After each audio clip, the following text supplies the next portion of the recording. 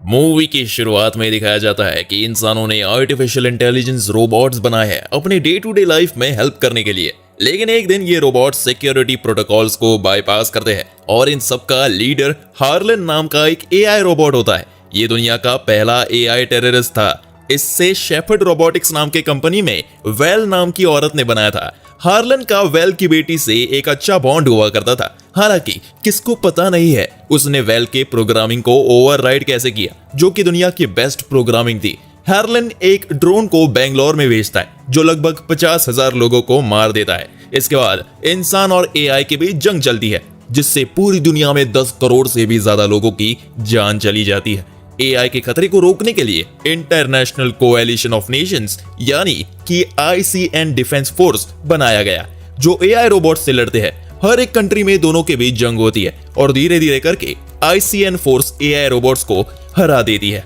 और इसी वजह से एआई टेररिस्ट हार्लन एक रॉकेट में धरती छोड़कर चला जाता है और वो एक मैसेज छोड़ता है जिसमें वो कहता है कि उसने जो शुरू किया वो खत्म करके रहेगा। इसके बाद कहानी चली जाती है आज से 28 साल बाद और हम फ्यूचर अमेरिका को देखते हैं जहां हम ICN डिफेंस फोर्स की एक टीम को देखते हैं जो एक घर के अंदर जाते हैं और वहां पर वो लोगों को एआई रोबोट कास्का मिलता है। उसे पकड़ने के लिए वो लोग अंदर जाते हैं लेकिन वो बहुत ही ज्यादा ताकतवर था और अकेले ही ICN फोर्स की टीम से आसानी से लड़ने लगता है और उन्हें खिलौनों की तरह पटकने लगता है। मगर आखिर में वो लोग किसी तरह बिजली के झटके देकर उसे पकड़ लेते हैं। इसके बाद हम काउंटर टेररिस्ट एनालिस्ट एटलास्ट को देखते हैं जो ICN डिफेंस में काम करती है। वो अपने स्मार्ट होम में अकेली रहती है। सुबह उठकर वो न्यूज में देखती है कल रात ICN ने हार्लन के एसोसिएट कास्का को अरेस्ट कर लिया है। ये देखते ही एटलास रेडी होकर निकलने लगती है और उसे लेने के लिए ICN का एक ऑफिसर आता है और वो एक बड़े से शिप से होकर वहां से निकलते हैं। उसके बाद हम जनरल जैक को देखते हैं जो एटलास के ऊपर काफी कॉन्फिडेंट है कि वो एआई के ऊपर काफी रिसर्च कर चुकी है और वह हार्लन के बारे में भी बहुत कुछ जानती है। लेकिन कर्नल कहता है कि एटलास के साथ कोई काम करना ही नहीं चाहता क्योंकि वो एंटी सोशल है।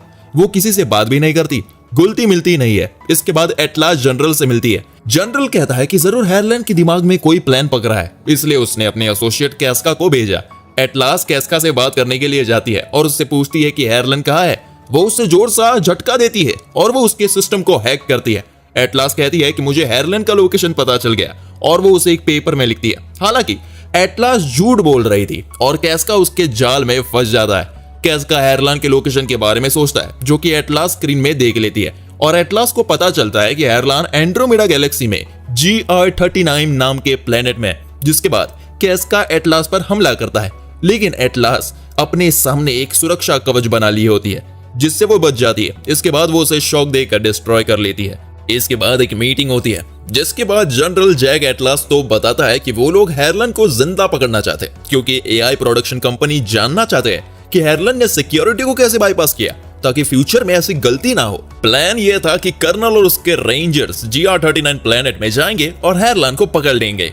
एटलास उन्हें कहती है कि आप लोग एक ऑपरेशन चलाना चाहते हैं, वो भी ऐसे प्लेनेट में जहां कोई नहीं गया, और आप सबसे बड़े दुश्मन को हराना चाहते हैं। आप लोग ऐसा नहीं कर पाएंगे, मेरे बगैर तो नहीं। कर्नल वहां से जाने वाला था और एटलास उनसे कहती है कि तुम खुद भी मरोगे, पूरी टीम को भी मरवाओगे। कर्नल एटलास को जोई नाम के एक रोबोट से मिलाता है। ये एक तरह का सूट है जिसे यहाँ के रेंजर्स कंट्रोल करते हैं। कर्नल बताता है कि ये रोबोट उससे लिंक्ड है एक डिवाइस के जरिए। ये देखकर एटलास हैरान हो जाता है क्योंकि ये डिवाइस जिसे न्यूरल लिंक कहते हैं, इसको एटलास की माँ वेल ने ही इन्वेंट किया था जो बहुत बड़ी जीनियस थी। कर्नल कहता है कि ये बिल्कुल सेफ है। वो उससे समझाता है कि हमारे पास उनसे निपटने के लिए बड़े बड़े रोबोट्स हैं। एटलास उनसे कहती है कि अगर तुम उन लोगों को पकड़ना चाहते हो तो मुझे भी इस मिशन में जाना होगा। कर्नल इसके लिए मान जाते हैं और जनरल भी परमिशन दे देते हैं। इसके बाद उनकी स्पेसक्राफ्ट जाने के लिए निकलती है और हम देखते हैं कि अर्थ के चारों तरफ एक डिफेंस मैकेनिज्म लगा हुआ था, एक तरह का प्रोटेक्टिव लेयर है और कड़ी चेकिंग होने के बाद ही उन्हें इस लेयर से बाहर निकलने की परमिशन दी जाती है। अंदर एटलास काम कर रही होती है और वो एक फोटो देखती है जिसमें वो छोटी बच्ची थी और उसकी माँ थी और साथ में हार्लन भी था। फिर एटलास अपनी माँ वेल का एक वीडियो चलाती है जिसमें उसकी माँ एआई की काबिलियत के बारे में बातें कर रही थी। वो कहती है कि अगर इंसान एआई का पूरा फायदा उठाना चाहते हैं तो उन्हें एआई से जुड़ना होगा और इसलिए उसने एक न्यूरल लिंक डिवाइस बनाया जो इंसान और एआई को जोड़ता है। फिर हम देखते हैं कि उनका स्पेसक्राफ्ट GR-39 प्लेनेट के पास पहुंचता है। सभी लोग तैयार हो रहे होते हैं। कर्नल अपने रोबोट सूट के अंदर बैठ जाता है, लेकिन तभी अलार्म बजने लगता है और एक जोर का धमाका होता है। GR-39 में रहने वाले AI रोबोट्स उनके शिप पर हमला कर देते हैं, जिनसे उनका शिप पूरी तरीके से बर्बाद हो जाता है। कर्नल सबको जंप करने बोलता है और ड्रॉप पॉइंट पर रीयूनाइट करने बोलता है। एटलास गिरने ही वाली थी कि तभी कर्नल उसे पकड़ लेता है और एक सूट में बैठा देता है। कर्नल उसे एक्सप्लेन करने लगता है कि सूट को कैसे ऑपरेट करते हैं, लेकिन तभी एक और ब्लास्ट होता है और एटलास की और गिरने लगती है। जैसे ही सारे रेंजर्स GR-39 प्लेनेट के एटमॉस्फेयर में एंटर करते हैं, उनके और रोबोट्स में जंग शुरू हो जाती है और उनका शिप भी क्रैश होकर नीचे गिर रहा था। एटलास घबराने लगती है क्योंकि वो शिप के ठीक नीचे ही थी, मगर एक रेंजर उसे बचा लेता है। कर्नल एटलास से कहता है कि तुम्हें न्यूरल लिंक यूज करना पड़ेगा, मगर वो नहीं मानती। उसका सूट तेजी से नीचे गिरने लगता है। वो कैसे भी करके आखिर वक्त पे थ्रस्टर को एक्टिवेट कर देती है और उसका सूट बड़ी जोर से लैंड करता है, लेकिन वो बच जाती है। एटलास बेस से कांटेक्ट करने की कोशिश करती है, लेकिन उसे किसी का भी जवाब नहीं आता और वो रोने लगती है।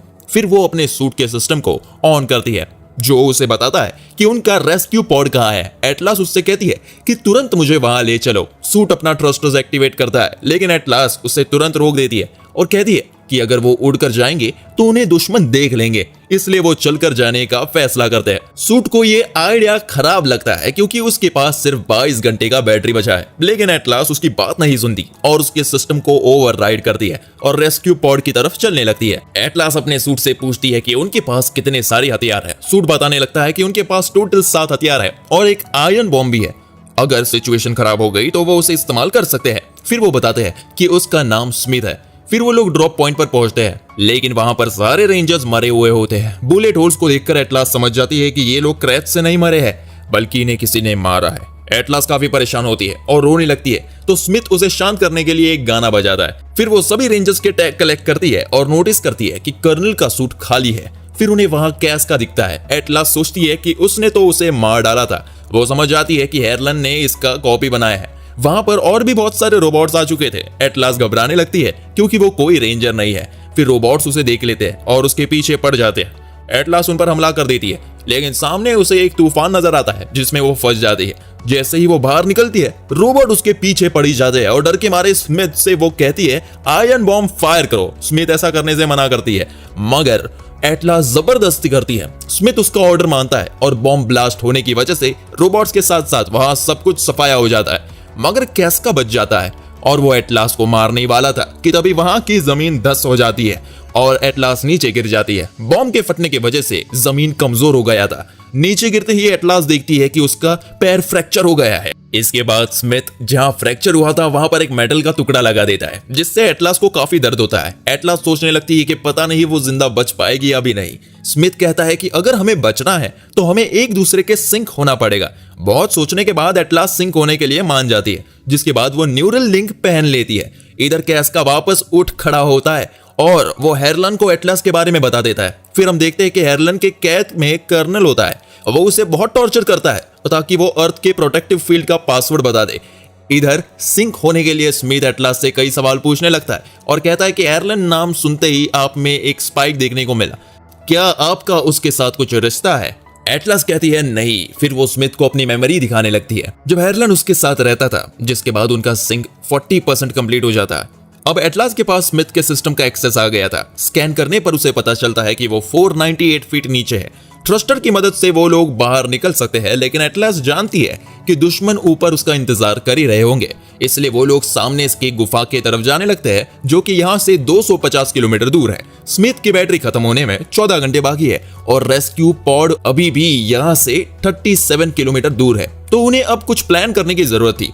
एटलास को एक आइडिया आता है और स्मिथ भी उसका साथ देने का फैसला करता है, जिससे उनका सिंक 60% हो जाता है और फिर वो लोग वहां से बाहर भी निकल जाते हैं। लेकिन तभी उन पर एक ड्रोन की नजर पड़ जाती है और कैस्का उनका पीछा करने लगता है। एटलास को वहां पर कुछ फ्लावर्स दिखते हैं जो कि ग्लो कर रहे थे। एटलास ये देखकर कहती है कि ये काफी खूबसूरत है और तब स्मिथ डिटेक्ट करता है कि कैस्का उनकी तरफ बढ़ रहा है, लेकिन एटलास ने वहां उसके लिए जाल बिछाया था। उसने पहले से ही वहां बॉम्ब प्लांट कर दिया था, जिससे वो ब्लास्ट कर देती है। फिर वो आगे बढ़ने लगते हैं, तभी उन्हें कैस्का का कटा हुआ सिर मिलता है। वो उसके सिर को कुचल देती है, जिसके अंदर उसे एक चिप मिलता है और उसके जरिए उसे हार्लैंड का लोकेशन पता चल जाता है। एटलास वहां जाकर उस लोकेशन को टैग करना चाहती है ताकि आईसीएन लॉन्ग रेंज बॉम्बर से उसे आसानी से तबाह कर पाए, मगर स्मिथ ऐसा करने से मना करता है क्योंकि वहां जाना खतरनाक भी हो सकता है। एटलास अपना न्यूरल लिंक निकालकर जाने वाली होती है, लेकिन स्मिथ मना करती है और वो उसके मेमोरी को दिखाता है और कहता है कि आप हार्लैंड से इतनी नफरत क्यों करते हो। एटलास उसे समझाने लगती है कि आज अगर हमने उस बेस को टैग नहीं किया तो हमारे रेंजर्स का शहीद होना बेकार चला जाएगा। स्मिथ उसकी बात मान जाता है। अब रात हो जाती है और दोनों एआई के बारे में ही बात कर रहे होते हैं और स्मिथ एटलास के दिमाग को पढ़ने लगता है। फिर आखिरकार वो लोग हेरलान के बेस तक पहुंच ही जाते हैं, जिसे देखकर एटलास हैरान हो जाती है। हेरलान 28 साल से ये बिल्ड कर रहा था, वो वेपन्स बना रहा था अर्थ पर अटैक करने के लिए। स्मिथ वहां पर एक ट्रैकर डाल देता है और कहता है कि हमें अब जाना चाहिए, लेकिन एटलास देखती है कि हेरलान के पास उनका शिप है और उसमें रखा बॉम्ब भी। तभी स्मिथ का सिस्टम हैक हो जाता है और रोबोट्स उन पर अटैक करते हैं, इसलिए उन्हें वहां से भागना ही पड़ता है। मगर हैकर स्मिथ को बंद कर देता है और वो वहीं गिर जाता है। इसके बाद एटलास देखती है कि एक और कैस्का वहां आ गया है। इधर अर्थ पर एक सोल्जर जनरल जैक के पास एक मैसेज लाती है जो एटलास ने भेजा था। उसे देखकर वो तुरंत इमरजेंसी प्रोटोकॉल्स एक्टिवेट करता है। जनरल सोच रहा था कि बाकी रेंजर्स का मैसेज अभी तक क्यों नहीं आया और उसे चिंता हो रही होती है कि अगर उनका शिप हार्लैंड के हाथ लग गया तो वो उनका बॉम्ब का इस्तेमाल करके अर्थ को आधा उड़ा देगा। फिर हम एटलास को देखते हैं जिसे कैद करके रखा गया है और उसका सूट भी उसके सामने ही, लेकिन स्मिथ उसे रिस्पॉन्ड नहीं करता। वहां फिर हार्लैंड आता है और कहता है कि इंसान खुद को और पृथ्वी को कुछ ही साल के बाद खत्म कर लेंगे और मुझे उन्हें बचाना होगा, इसलिए वो पृथ्वी में रहने वाले आधे पॉपुलेशन को मिटा देना चाहता है ताकि बाकी के लोग आराम से रह सके और उनकी रक्षा एआई करेंगे। हेरलान एटलास को बताती है कि वो खुद चाहता था कि आईसीएन के लोग उसे ढूंढे और एटलास और बैटलशिप यहाँ आए क्योंकि उसे वो बॉम्ब भी चाहिए था। अब हेरलान के पास शिप और बॉम्ब दोनों है, अब उसे बस अर्थ के प्रोटेक्टिव फील्ड का पासवर्ड चाहिए। एटलास को फिर एक टेबल पर बांध दिया जाता है और वहां पर कर्नल भी था, जिससे हेरलान को आधा पासवर्ड पता चल गया था। फिर एक डिवाइस का यूज करके हेरलान एटलास के आंखों से उसके माइंड को एक्सेस करता है और फिर उसे बाकी के पासवर्ड भी पता चल जाते हैं। फिर हेरलान देखता है कि एटलास के रेस्पिरेटर में सिर्फ 5 मिनट का ऑक्सीजन बचा है, तो वो उसे वही मरने के लिए छोड़कर चला जाता है। हेरलान के जाने के बाद कर्नल एटलास से माफी मांगता है क्योंकि उसने उसकी बात नहीं मानी थी। फिर कर्नल उसे अपना न्यूरल लिंक देता है और कहता है स्मिथ को यहाँ पर बुलाओ। एटलास उसे पहनकर स्मिथ को बुलाने लगती है, मगर स्मिथ कहता है कि मैं आपकी मदद नहीं कर सकता, अगर हम 100% सिंक हो जाए तो ही आप मुझे आजाद कर सकती है। एटलास रोने लगती है और कहती है कि ये सब जो कुछ भी हो रहा है इसकी वजह वो खुद है। तब जाकर हम देख पाते हैं कि जब एटलास छोटी थी तब वो हेरलान से जलती थी क्योंकि उसकी माँ हेरलान को ज्यादा अटेंशन देती थी। तो एटलास हेरलान को कहती है कि वो भी उसे उसकी तरह बनाए ताकि उसकी माँ का प्यार उसे भी मिले। तो हेरलान कहता है कि उसे उसके साथ कनेक्ट होना पड़ेगा, वो ये किसी इंसान के परमिशन के बिना नहीं कर सकता। जिसके बाद एटलास न्यूरल लिंक लेकर खुद को हेरलान से कनेक्ट कर लेती है। हेरलान को फिर ह्यूमन माइंड का एक्सेस मिल जाता है और उसे पूरी दुनिया का क्या हाल है ये दिखता है। वेल आकर उसे रोकती है और न्यूरल लिंक को पहनती है, लेकिन तब तक देर हो चुकी थी। हेरलान न्यूरल लिंक के जरिए वेल के माइंड को कंट्रोल कर लेता है और जबरदस्ती उससे गन उठवाता है। वेल एटलास को वहां से भागने कहती है। एटलास वहां से भाग जाती है और फिर उसे सुनाई देता है कि हेरलान वेल को अपने आप को मारने के लिए कमांड दे रहा है। यहाँ एटलास रोने लगती है क्योंकि 28 साल से वो ये गिल्ड लेकर चल रही है कि उसकी वजह से इतने सारे लोग मरे, जिसमें उसकी भी माँ शामिल है। स्मिथ उसे समझाता है कि ये तुमने जानबूझकर नहीं किया, तुम्हें मैनिपुलेट किया गया था और अब तुम्हें मूव ऑन करना चाहिए। इसके बाद फाइनली दोनों 100% सिंक हो जाते हैं और स्मिथ एटलास के पास आ जाता है। स्मिथ उसे बताता है कि उसका बैटरी लो है और एयरलान जल्द ही बॉम्ब लॉन्च करने वाला है और रोबोट्स ने उसके सारे वेपन्स ले लिए हैं। इसके बाद एटलास वहां पर रखे दूसरे सूट्स के पुर्जों को उठाती है और स्मिथ को अपग्रेड कर देती है। स्मिथ के 4 हाथ का इस्तेमाल करके एटलास एआई रोबोट्स पर हमला करती है, लेकिन वहां पर बहुत सारे रोबोट्स थे और एटलास कमजोर पड़ रही थी। लेकिन तभी वहां पर कर्नल एक बड़ा सा हथियार लेकर आ जाता है और एटलास को वहां से भागने बोलता है। कर्नल फिर एक फ्यूल बैरल पर शूट करके एक बड़ा सा ब्लास्ट करता है, जिससे काफी रोबोट्स मारे जाते हैं। स्मिथ और एटलास बाहर आ जाते हैं, लेकिन फिर उसका सामना करने हेरलान से होता है। वो देखते हैं कि उनका शिप बॉम्ब के साथ पृथ्वी की तरफ जाने के लिए निकल चुका था। एटलास उसे शूट कर गिराना चाहती थी, लेकिन स्मिथ ऐसा करने से मना करता है क्योंकि उसके अंदर बॉम्ब था और उसके फटने से वो भी मर जाते। एटलास स्मिथ को उस बॉम्ब को हैक करके डीएक्टिवेट करने कहती है। स्मिथ ऐसा करने लगता है, लेकिन इसमें काफी टाइम लग रहा था। वहां हेरलन उन पर अटैक कर रहा था, इसलिए एटलास शिप को शूट करने का डिसाइड करती है। शिप पूरी तरह से डिस्ट्रॉय हो जाता है, लेकिन बॉम्ब नहीं फटता। यानी कि स्मिथ ने टाइम पर उसे डीएक्टिवेट कर दिया था। हार्लन काफी गुस्सा हो गया था और वो अपना हाथ से एक तलवार निकालता है और स्मिथ पर हमला करने लगता है और दोनों में जबरदस्त फाइट होती है। हार्लन उसके सूट में एक होल कर देता है जिस वजह से ऑक्सीजन लीक होने लगती है, तो एटलास को अपना आखिरी रेस्पिरेटर लगाना पड़ता है। फिर हार्लन तलवार को एक कोड़ा में बदल देता है और उससे स्मिथ पर अटैक करता है, लेकिन स्मिथ उसे पकड़ लेता है और उसके हाथ को काट देता है। लेकिन उसका हाथ दोबारा से लग जाता है और वो एटलास पर हमला करता है और स्मिथ के फ्यूजन रिएक्टर को टारगेट करता है, जिससे अंदर एटलास को भी झटके लगने लगते हैं और वो बेहोश हो जाती है। स्मिथ एटलास को बाहर निकालता है और एक हाथ से हार्लन से लड़ता है और दूसरे हाथ से एटलास को प्रोटेक्ट करता है, मगर वो ज्यादा समय तक टिक नहीं पाता। तभी अचानक से पीछे से एटलास हार्लन पर हमला कर देती है और फिर उसके सर्किट को तोड़कर उसे डीएक्टिवेट कर देती है। स्मिथ जानता था कि वो ज्यादा समय के लिए टिक नहीं पाएगा, इसलिए वो एटलास को जिंदा रखना चाहता था और वो अपना पावर बंद कर देता है ताकि वो एटलास के लिए ऑक्सीजन बचा पाए। एटलास अब स्मिथ को पसंद करने लगी थी, इसलिए वो नहीं चाहती थी कि स्मिथ खुद को डिसेबल कर ले। अब सुबह हो जाती है और आईसीएन के लोग वहां पर पहुंच जाते हैं और एटलास को रेस्क्यू कर लिया जाता है। फिर हम अर्थ पर एटलास को देखते हैं। उससे मिलने के लिए जनरल आते हैं और उसे दिखाते हैं कि उन्हें स्मिथ के तरफ से क्या मिला। वो वही ग्लोइंग फ्लावर था। फिर वो काम पर जाती है और हमें पता चलता है कि अब वो भी एक रेंजर बन गई है। वो अपने नए सूट में बैठती है और ये देखकर सरप्राइज होती है उन्होंने स्मिथ के डिस्क को रेस्क्यू कर इस सूट में डाला है। और इसके साथ ये मूवी खत्म हो जाती है। दोस्तों, आपको अगर ये मूवी पसंद आई हो तो वीडियो को एक लाइक जरूर करें।